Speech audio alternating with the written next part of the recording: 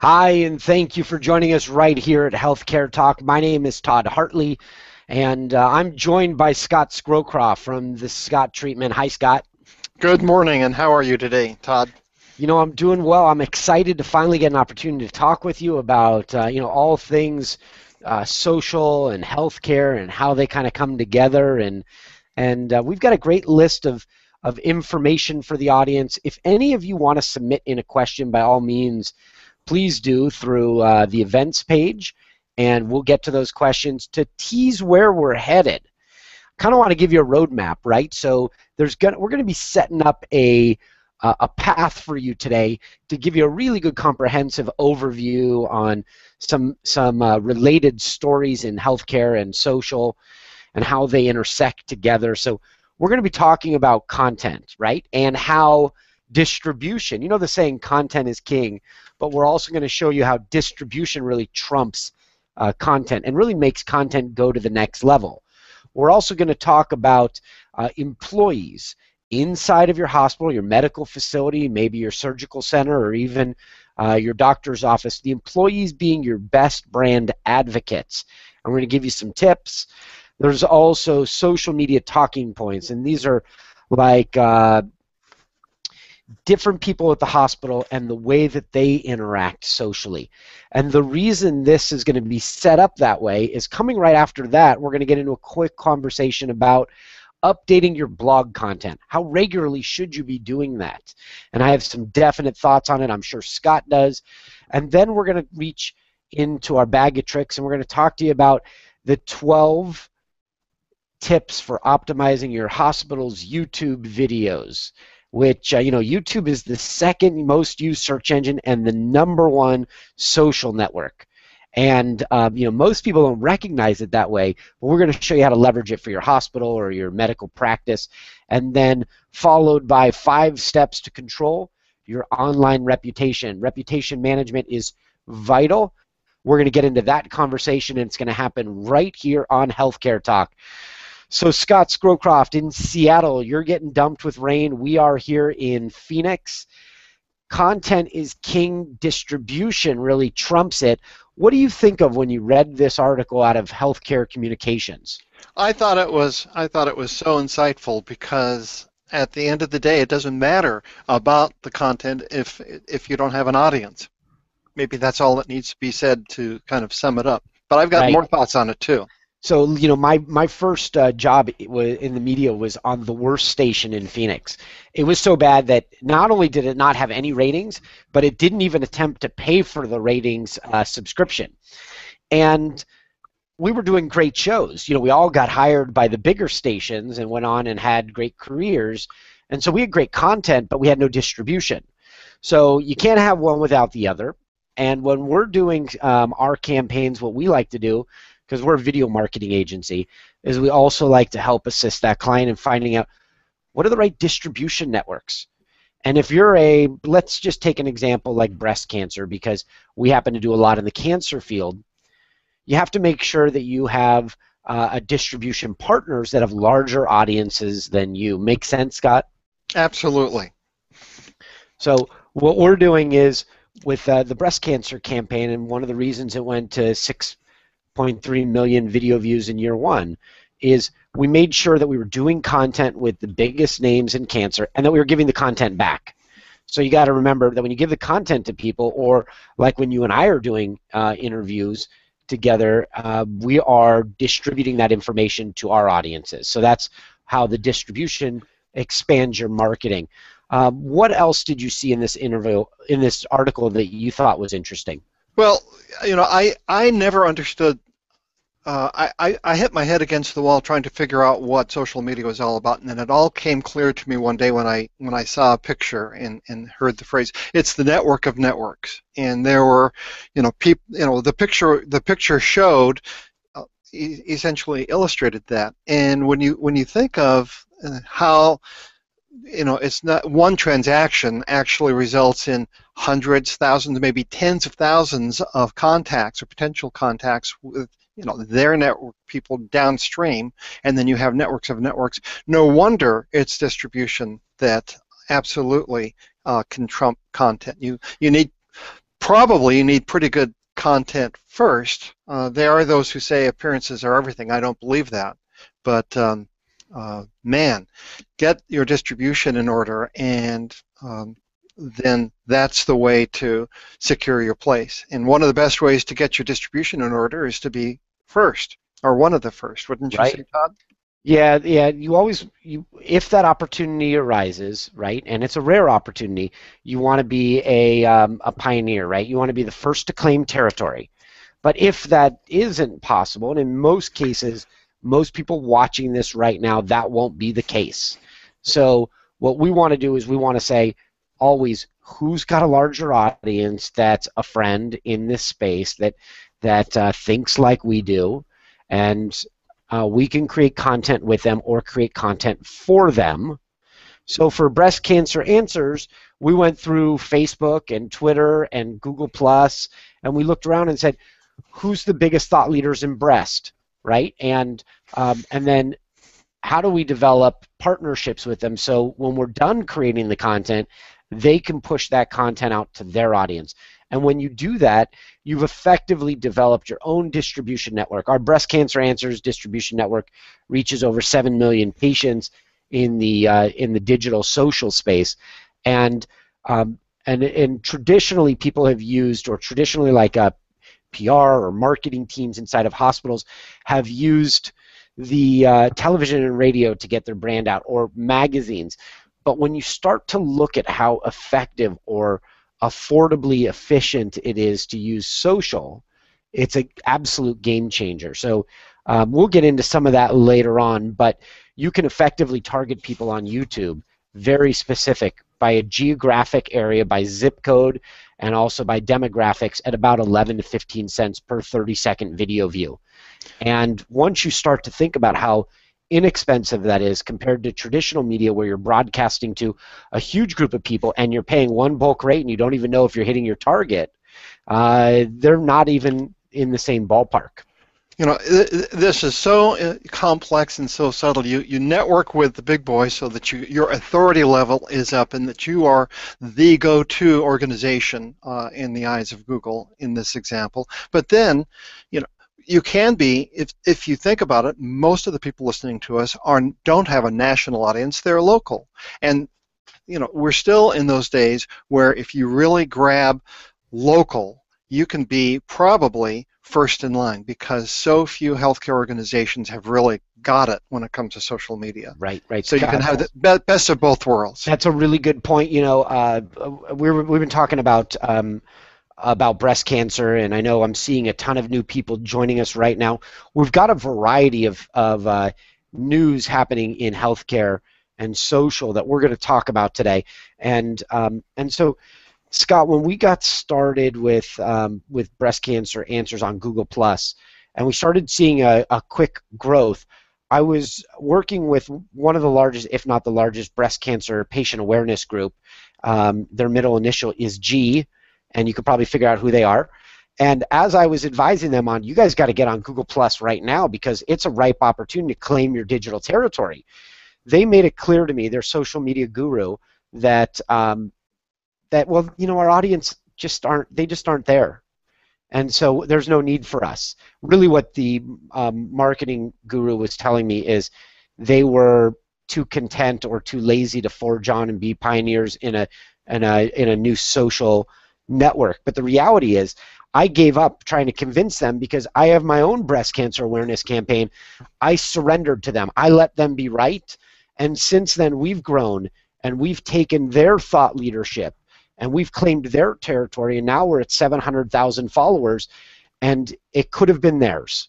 It could have been theirs. Their audience wasn't there. And it may be that even to this day they're unaware of it because they're not listening, they're not part of the conversation. Right. And one of the basics 101 is if you don't show up, you're not going to be part of the conversation. That doesn't mean the conversation isn't going to go on. We're having this conversation, and it may easily be that they're still clueless. Right. So this article is at Reagan's Healthcare Communication News. It's titled, Why Distribution Trumps Content. Scott and I both recommend you see it. If you want to grab a link, it is on the event page And I think I'm the one that posted it. Scott posted this next story. And by the way, we're funneling you through a very clear understanding of why content, why distribution, how you use your employees, how regularly you update your blogs. We're also going to give you the tricks on YouTube, and we're going to give you some steps for risk management. So, Scott, this is your article about employees as our best brand advocates. Oh, okay. And I think this is a really valuable thing for people to understand. Why don't you walk us through this a little bit, and then I'll chime in. Okay, so it just amazes me that that a lot of healthcare organizations, a lot of companies don't empower their employees to be on social media and the voice of the company. And it may be it's because of a little bit of fear. Well, one of the things to take fear away is to set out a clear path that will satisfy some of the objections that might arise, some of the risks. So it's risk management. One of the things that you do is you provide training for your employees. Let them know what the do's and the don'ts are, and it doesn't take forever. It could be something that would be pretty quick. And then a consistent voice. Let them in on the talking points that you have, and you can say the same thing 5 different ways. Let them know that this is the way that we prefer certain things to be said, so that people will start associating our healthcare system with these words and this way to work out. And inside, this is a PRSA article. That's the Public Relations Society of America. By the way, if you haven't had an opportunity to go to one of their conferences, they know how to party in the evening.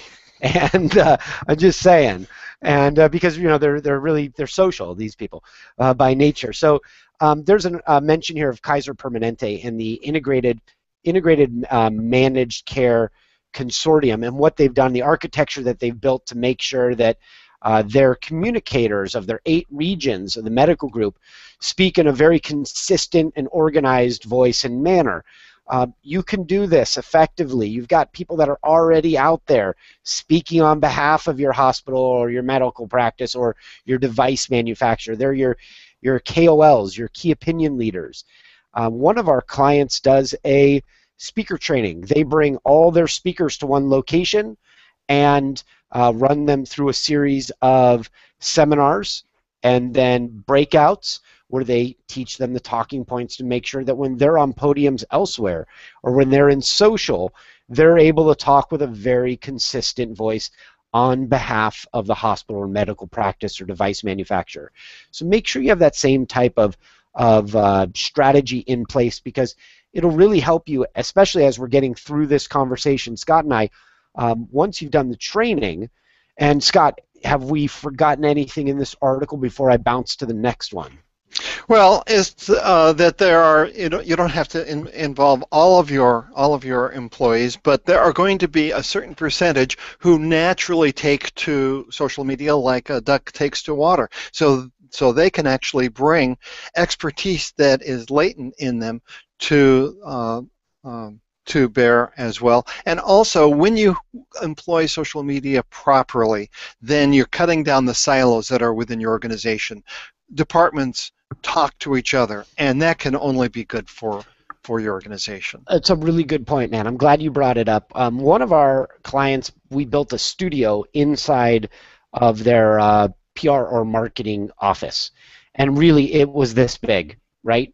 It's like you've seen from the CDC on TV for years. When the Centers for Disease Control and Prevention does an interview, they've got a little set, and it never changes. And it's in the marketing PR director's office. Somebody walks in, they sit in front of this set, they do their video clips, those get pushed out socially, off camera. Right over here at this chair sits a PR person that's guiding and advising to make sure nothing gets off track, but at least your experts are being very consistent and you're using them to extend your brand and generate new patients, new awareness, whatever it might be is that you're trying to achieve. I like it best when it's done that way, and especially when you start cranking out content around breaking news. If a big news story happens, like God forbid a celebrity dies from depression, and you have a depression center, the light bulb should go off that this is your opportunity to be a thought leader in that space. I grew up on the beach, and I look at it like body surfing or surfing. When a story's coming and it's building behind you, you need to be out in front of it and start paddling so you can catch that and ride it. But you have to be in front in order to catch it. And that means you have to be prepared. So when big news stories happen in your niche, have an action plan and be ready to deploy it, because you'll do it very, very well. From here, we saw another story about, and this came out of Reagan's healthcare communicators, about how often you update your blog content. People ask me this all the time. They're like, and yesterday I was at a CEO conference and it came up. The reason it comes up is because there isn't a standard answer, except in my mind there is one right answer, and that answer is regularly. And the reason you want to do it regularly is you always want to make sure that you're demonstrating not only to your audience, but to Google, that you're providing consistent, relevant content to your audience. And when you do that, we have a stat that we use all the time, and I wish I could pop it up on the screen, but I'll do it off the top of my head, that sites that regularly add video, regularly is the key word, get 200 to 300% more monthly visitors than sites that don't. It's like having that cat that walks aimlessly through the neighborhood, and as soon as you put the food out there, the cat comes. But the cat doesn't come if you only put the food out there once a month. But if you put the food out there every day, the cat will regularly come and visit you. And in this analogy, the cat is Google, or the cat is your target audience. Scott Scrowcroft, what did you see in this article that you thought our audience needed to know? Well, one of the things is that you just want to be a player. And right. If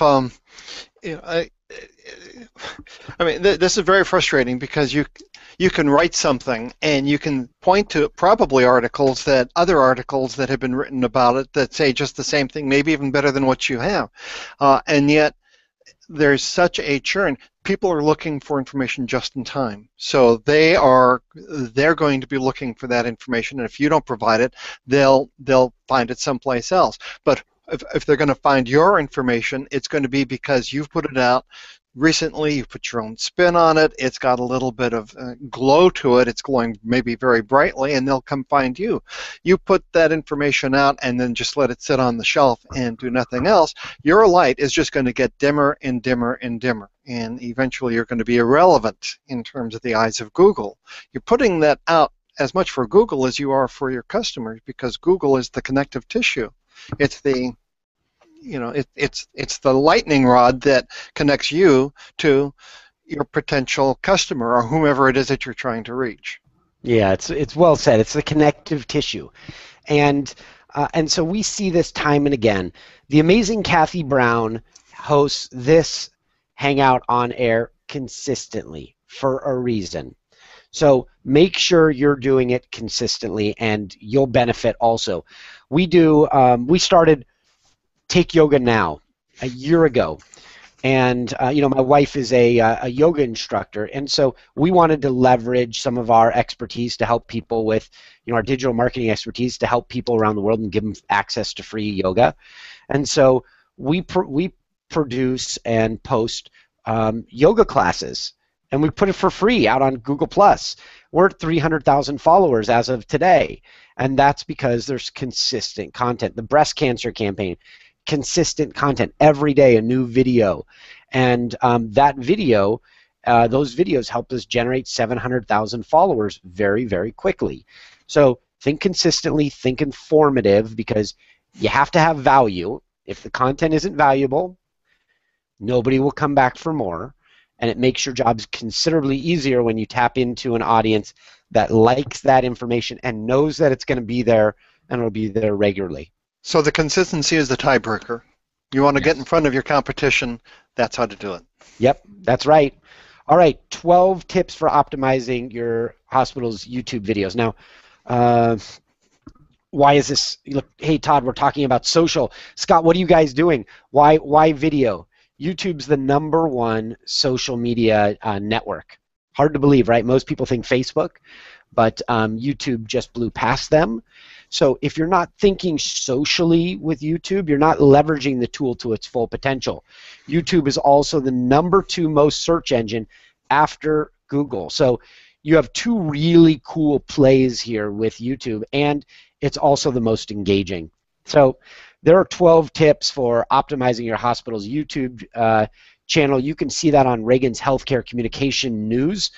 And then, Scott, so let's go through these. How does that sound? We'll just kind of go through them. We'll have a conversation because I want to make sure our audience understands that first, there's a value to using video. I started off as a healthcare marketer, but when I went into the Google Analytics, I noticed that video was getting the best results for search, for social, for links, for patient conversion, and reputation management, and really owning the thought leadership. I mean, I could just keep going on and on. So not leveraging and not having a strategy around video is foolish for a hospital or a practice. Scott, any initial thoughts before we start to tick off some of these 12 points? Yeah, because it's a matter of faith. You can sit down and you can try and optimize your video, and then you sit back and you see nothing within the next 24 hours because it doesn't work within the next 24 hours. You really have to think, okay, I'm going to go through this pain of this very laborious optimizing and just hope that things are going to turn out just fine. And then there's no one better than you, Todd, to say this is what we did and these are the results. But man, you've got to go out on faith that it's going to happen, because it sure isn't apparent when you can spend more time optimizing your video than in recording in the first place. Right. So it's funny. What we'll do is, and I'll give people just a quick overview. You sit down with an expert in 1 hour and you create short little question and answer videos. Okay, this is how you don't abuse your expert's time, because it's more valuable treating patients or speaking on behalf of the hospital or whatever it might be. And so you get 1 hour with an expert. You ask them all the frequently asked questions that patients ask on a daily basis. So you start creating a library, and each one of these video clips goes on its own article page, so it can be indexed individually by Google. Okay, and it's kind of like showing up at a poker game with extra cards in your hand because your competitors aren't doing that.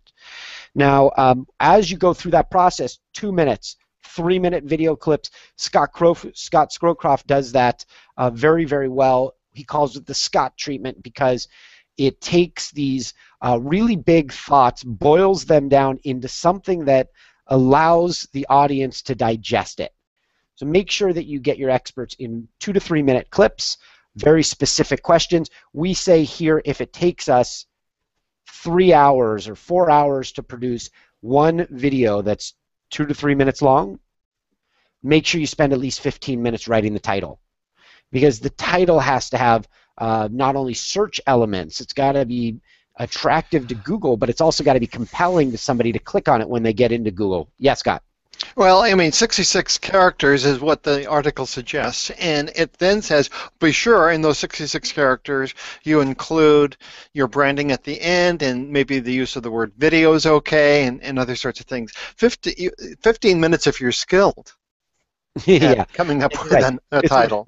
That's a really good point. If you're dealing with the topic for a long time, so because you want to know what people, you want to have your title be very close to what your target customer or patient is searching for, the same exact keywords. Now, let's go through this. Number one that they say on this list is key terms should be included in the video's title. Now, we just talked about that. Focus on terms that patients would use to search when they're getting onto Google. Okay, that makes sense. Scott, any thoughts before we bounce to number two? Go. I think we should try and get through all of this list, so we need to be quick. All right. Any branding terms, this is the second one, should be at the end of the video's title. Now, We don't think that's at Wirebuzz. We don't think that's always true, and it depends on circumstances and how you intend to use the video. So there's strategy behind it. Number 3, your video's title should be 66 characters or fewer, so that you can be properly viewed in search results. And when we looked at this, we didn't think that was true. Google uses a pixel limit now, so 66 characters is really way too long. Got to think smaller. We think somewhere around 56 to 60 characters is the sweet spot, and that's the title we're talking about. Keep it short, keep it succinct, keep your keywords next to each other. Scott, any thoughts on that? Keep on going. I All think right. I think it's really hard to do, but if it's done well, it's magic. All right, and so jump in, okay, because I'm going to bounce through these. Go. Let's see.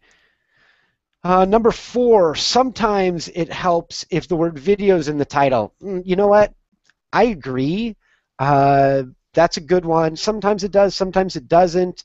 Number 5, in the video description area, write a 1 or 2 sentence description of what the video is about. Now, our team saw this here at Wirebuzz, and we thought you should write more than a couple of sentences in this area, but the first couple of sentences are important. Think paragraph, 2 paragraphs, something like that. You're always better off if you have more information rather than less in the eyes of Google. Number 6, in those sentences that you have in the description, include relevant search terms along with branded key phrases and your practice name. You already get that right. I'll add one here. Do your transcriptions of that video when possible. Upload those transcriptions into your closed captioning for that video on YouTube, because Google can't read video. But what it can do is it built this closed captioning system for the hearing impaired, but what it really is for Google search to find it. And I'm going to interrupt you. What about Yeah. putting the transcripts in the program description as well, if it's less than 5,000 characters? We've gone both ways, and in our office, we side on writing original content in the description section and the closed captioning using the transcriptions there. Great. Thanks. Okay. Go. And that comes up all the time, man. Great question. Number 7, include a link, a URL to your website at the beginning of the description. Now, if you're a hospital, don't use a link to ourhospital.com. Send it to the department page. Send it to that experts page. You're developing relationships that lead to patients. When that link is there, send them to somewhere relevant so they don't have to start the search all over again. Number 8, tag your videos appropriately so viewers and search engines and YouTube administrators can determine what the video is about. If you do this consistently, remember, you add video to an article, you add video to your website, it's 200 to 300% more likely. No, I've screwed up the whole stat, so I got to start over.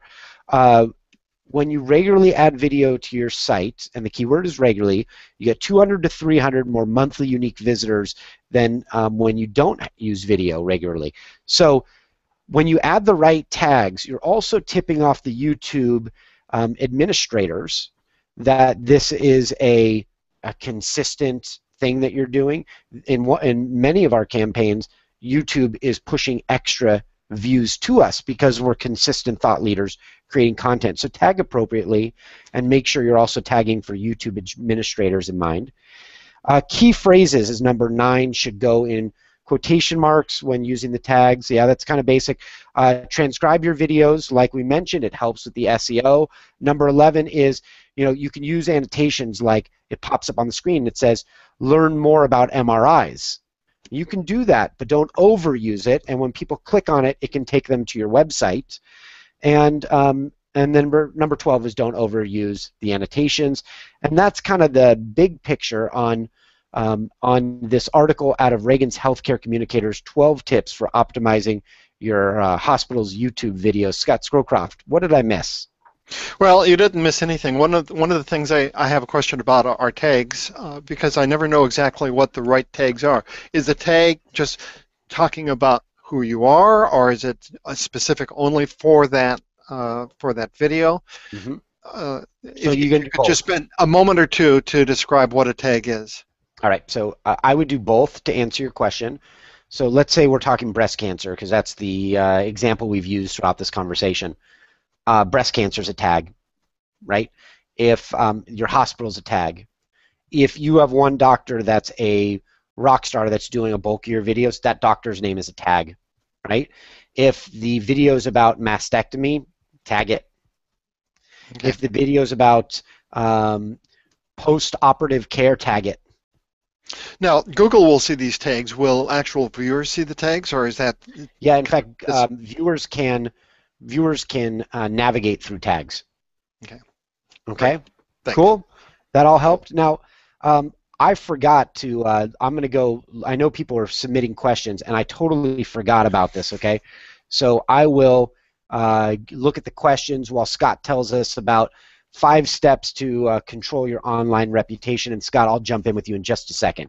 Okay, I'm going to preface this by saying that the articles that I've provided are at least 2 years old, and the ones that Todd have provided are, contemporary. And this just proves that if you've got great content out there, what you can do is that it can be evergreen. However, you need a way of being able to, redistribute your content in order to keep it fresh. So that kind of harkens back to the very first article that Todd had. One of the things is 5 ways to control your online reputation, and this was as true today as it was on August 8th, 2012, when I first ran across this article. First thing is to go ahead and embrace the online reviews. There are different organizations out there that allow patients to review healthcare systems and doctors. Instead of fighting them, embrace them. Say, this is great. This is an opportunity for our light to shine very brightly. But then train your staff to impress. So when people come in, I had my car serviced yesterday at our local Toyota dealership, and every last time I'm just blown away by the service, and I am motivated to go and be one of their super advocates in social media, because it's the best customer service I've received anywhere ever. And well, they turn their back on me, which is a whole different story on That's that. a whole different hangout. So anyway, train your staff to impress so that people will be motivated to do great online reviews. Ensure that the listings are up to date. There are lots of listings out there, and if they are, they could be out of date. Others, there are some places that they will fill in what they think ought to be your data, and who knows what that is. So you've got to be present. If you're not present, someone else is going to be in charge of your destiny. Populate the web with information you control. I mean, that is so obvious. And then defend against negative reviews. And you can read a little bit about how you can do that without appearing to be defensive or making things worse. So one of the people that I've started interacting with is the social media guru for one of the largest airlines in the country. They've got a online reputation management 24-hour team, because they have an online reputation management 24-hour problem. And what they do is it's very transparent. So if somebody has a problem, they reach out and they do it publicly, and they apologize, and they're on point to help correct that problem. And you'll see as your business grows what the demand for that is. But I come from a customer service background, and when I go out and engage with brands, I'm most interested in the ones that want to engage with me in the most polite and respectful way, right? And I'm sure you feel the same way. So make sure you're doing that, and that's a messaging point and a style that your hospital or your medical practice engages with socially. You always want to make sure that the people that are speaking on behalf of you really represent who you are and your culture. Their goal is not to be funny or entertaining, but to be spot on what the brand style is. Keep those in mind. And I think, Scott, did you have something you wanted to add on this? Sure. Oh, just bouncing off of what you're saying, as an individual what you like when you encounter a problem and then it's kind of resolved. So what the heck is the different about your healthcare organization or your hospital? right, Why is your organization an exception to you want to be treated in a certain way and be engaged in a certain way over here with your airline, and yet a problem with your hospital? Oh no, we can't do that. There's right. no difference. And also, a lot of hospitals end up having well, we're the only hospital in the area, and that attitude is not an indicator that you shouldn't be doing customer service also. Now, Roxine Davenport posted a question: a title that long, can a portion of it be a subtitle? And I really think make sure you get the most important key phrases and information inside of that title, because that's what people are going to be clicking on, and that's what's going to be displaying in Google search predominantly, and that's also going to be a big part of the search formula. Spend more time on your titles than you ever had before, because it's really the most valuable search element in the big formula of maybe like 15 to 20 boxes you've got to check off when you're SEOing your content. Now, I know that we are pushed for time, and I'm gonna Scott, I'm gonna cut this short unless you had something else you wanted to add today. Nope, nope. I'm going to send it back to you because All right. all of these conversations could go on for a half hour. Go on. They could go on forever. Well, on behalf of Scott Scrowcroft and myself, we thank Kathy Brown for allowing us to host her regular forum here at Healthcare Talk. We wish you all the best of success, and we look forward to engaging and helping to give you the latest in social media news right here next week at this time. Thank you, everyone. Have a very productive week.